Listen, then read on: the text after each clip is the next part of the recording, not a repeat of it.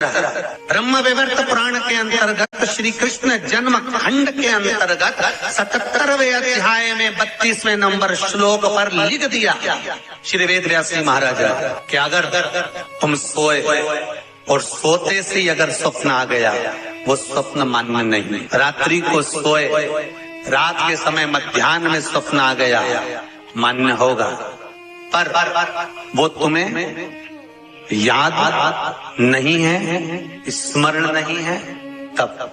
और फिर कहा ब्रह्म मुहूर्त में अगर आपने कोई स्वप्न देख लिया और स्वप्न श्रेष्ठ है, किसी से नहीं कहा, तो वो स्वप्न 2.5 महीना 3 महीने में सिद्ध हो जाता है, सम्मुख में प्रकट हो जाता है। स्वप्न की हाँ, स्वप्न में अगर सांप दिख रहा है, स्वप्न में सर्प नजर आ रहा है, पान का पत्ता, तांबुल पान का पत्ता, उस पान के पत्ते पर एक लाल चंदन से सर्प बना और सर्प बनाकर उसका शिव मंदिर में स्पर्श कराकर बहते पानी में छोड़कर आ जाइए, सर्प दिखना बंद। स्वप्न में कभी नहीं दिख सकता सर्प का। आज भी नियम है, शिव जी की बारात निकली थी, सामने से अर्थी आई थी, तब शंकर की बारात निकली थी। हिंदू धर्म की रीति है, आज भी आप कोई अच्छा काम करने जा रहे हो, सामने से अगर मुर्दा आता दिख जाए, अर्थी आती दिख जाए, समझ लेना तुम्हारा काम सफल हो जाएगा, तुम्हारा कार्य सफल हो जाएगा।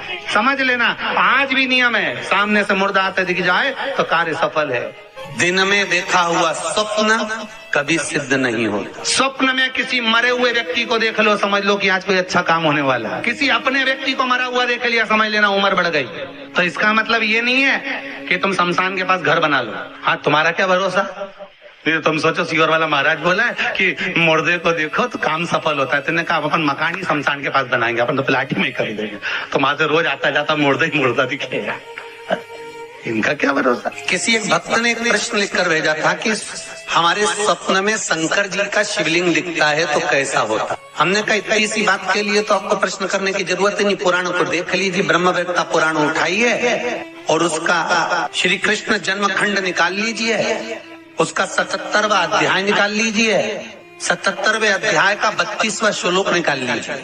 ब्रह्म मुहूर्त में तुमने देखा, सुबह का समय है, तुम्हारी बुद्धि में, तुम्हारे विवेक में अगर शिवलिंग का दर्शन हो गया है।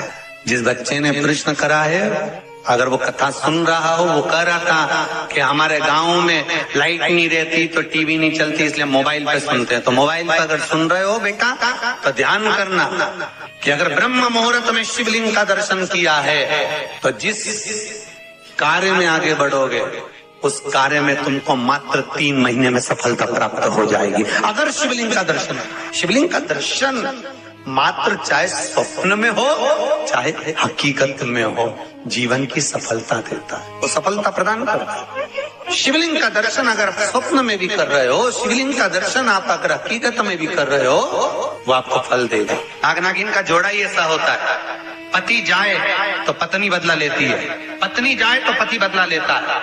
इसलिए हिंदू धर्म की रीति है, गाड़ी के नीचे हाथ में किसी भी रूप में अगर आपसे सर्प मरा है, सर्प की हत्या हुई है, या आपने किसी के द्वारा सर्प पकड़ाकर छुड़वा भी दिया है, तो निवेदन रहता है चांदी का एक नाग नागिन छोटा सा बनाकर, छोटा सा उसको शक्कर के कलश में रखकर बांधकर शिव मंदिर में रखकर आ जाइए, उसको दे दो शिव बाबा को कि अब हमारी तरफ से हमने हाजिरी लगा दी, हमसे दुख, हमसे गलती हुई, हम क्षमा चाहते हैं। गलती मनुष्य से होती है, मानव से होती है, हो गई गलती, अब आपको साथ याद रखिए।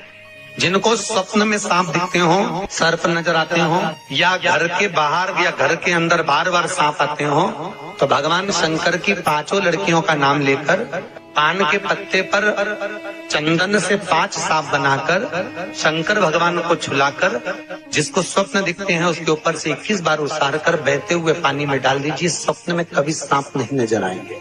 जिनको रात में नींद नहीं आती हो, टेबलेट खाकर सोना पड़ता हो, रात भर नींद नहीं आ रही हो, कुछ मत करो, सोने के पहले भगवान शंकर की 5 लड़कियों का नाम 11-11 बार ले लो, पलंग पर जैसी पढ़ो वैसी 11-11 बार नाम ले लो, आपको टेबलेट खाने की जरूरत नहीं पड़ेगी। ऐसी नींद आएगी कि सुबह 6 बजे भी उठना बड़ी मुश्किल से उठोगे तब उठना पड़ेगा, ऐसी चक नींद आती है। घर में सर्प आ रहा है, आस्तिक मुनि का स्मरण करिए, 5 लौंग, एक नाग नागिन का जोड़ा, छोटा सा, किसी भी स्थान पर ईशान कोण के अंतर्गत उसको थोड़ा सा खड्डा खोदकर 5 लौंग के साथ नाग नागिन के जोड़े को दबा दीजिए, मिट्टी डाल दीजिए।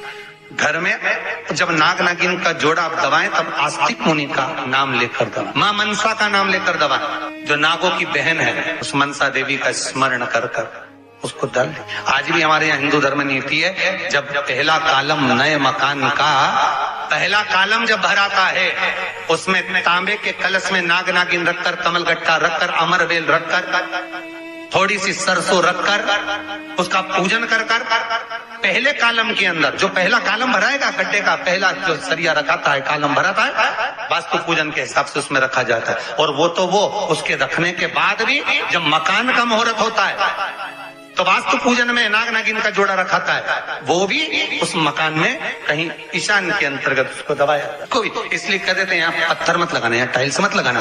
पंडित जी से पूछोगे तो ब्राह्मण बता देगा, इस जगह पर टाइल्स ना लगाइए, इस जगह पर पत्थर ना लगाइए, यहाँ पर वो गोला रखा जाएगा, यहाँ पर वो नाग नागिन का जोड़ा रखाएगा वास्तु पूजन के बाद। 4 लोहे की कील, नागफणी की, वास्तु पूजन में चारों मकान में चारों तरफ लगाई जाती है। क्यों लगाते हैं?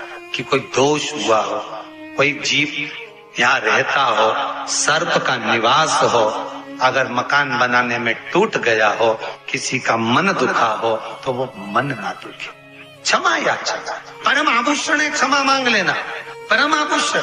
गलती करो तो क्षमा मांगने में देरी ना कर, हो गई गलती हो, क्षमा है, हम क्षमा मांगो। हे शंकर, हे शंभु, हे त्रिकालदर्शी, हे कैलाशी, हे अविनाशी, क्षमा करो गलती। तेरा ही दिया मैंने खाया पिया है, तेरा शुक्रिया। श्री शिवाय नमस्तुभ्यम। आप सब भी जानिए कि सपने को किसको बताना है और किसको नहीं बताना है। सुबह का सपना आपको किसी को भी नहीं बताना है। श्री शिवाय नमस्तुभ्यम। अगर चैनल अच्छा लगा हो तो लाइक करें, शेयर करें, सब्सक्राइब जरूर करें।